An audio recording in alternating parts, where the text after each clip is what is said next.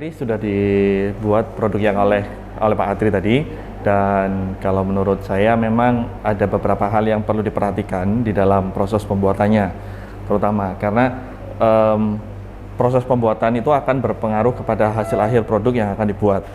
Tadi beberapa hal yang sudah disampaikan oleh Pak Adri berkaitan dengan cara pencampuran, lalu juga pada saat memasukkan produknya satu persatu, itu adalah bagian yang pertama perlu kita perhatikan. Lalu berikutnya adalah berkaitan juga dengan tempat pada saat kita melakukan pembuatan ini, di mana apabila suhunya itu cukup panas, itu juga akan bisa berpengaruh kepada hasil akhir produk yang akan dibuat.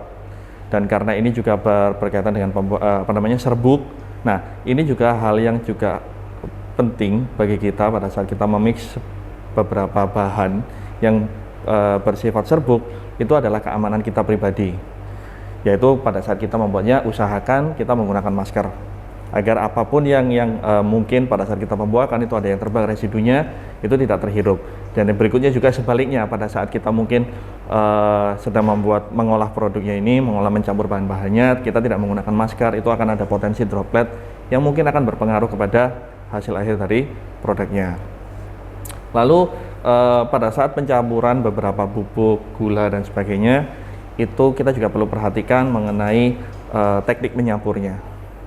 Kalau step by step, karena ini masih semuanya benar-benar bubuk dan kering, itu sebenarnya tidak terlalu bermasalah. Hanya saja pada saat kita mengaduk, kita harus perhatikan dengan benar. Peralatan yang kita gunakan tidak boleh basah dan benar-benar harus dipastikan semuanya kering agar tidak terjadi yang namanya cracking.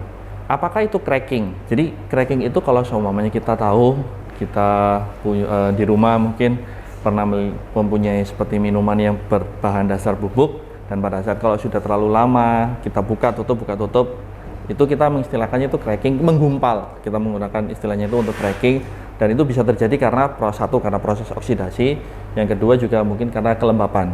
Nah, jadi proses penyimpanannya yang kurang pas dan kurang kedap, sehingga udara yang masuk dan juga suhu yang berubah naik turun itu membuat bubuk minuman itu menjadi menyatu.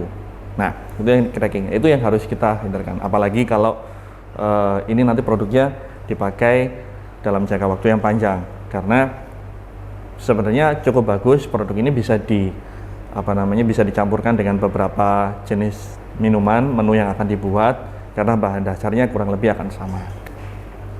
Lalu mungkin yang berikutnya juga perlu diperhatikan adalah pada saat nanti proses pembuatan dari bubuk menjadi cairan, menjadi liquid. Suhu yang akan dipakai untuk proses pembuatan ini akan mempengaruhi.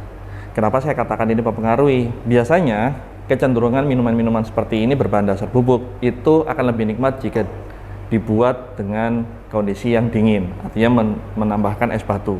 Nah, pada saat nanti akan ditambahkan dengan es batu, kita tidak boleh lupa bahwa es batu sendiri dasar utamanya adalah air, yang otomatis kita harus perkirakan pada saat nanti pada membuat produknya menjadi minuman yang siap dikonsumsi, otomatis tingkat kemanisannya dari produk ini pasti akan menurun. Itu sebabnya akan ada bahan tambahan, entah itu gula ataupun susu kental manis ataupun pemanis buatan lainnya yang perlu ditambahkan agar minuman tersebut sesuai dengan selera yang diharapkan. Mungkin itu yang bisa saya tambahkan untuk proses pembuatan ini. Terima kasih.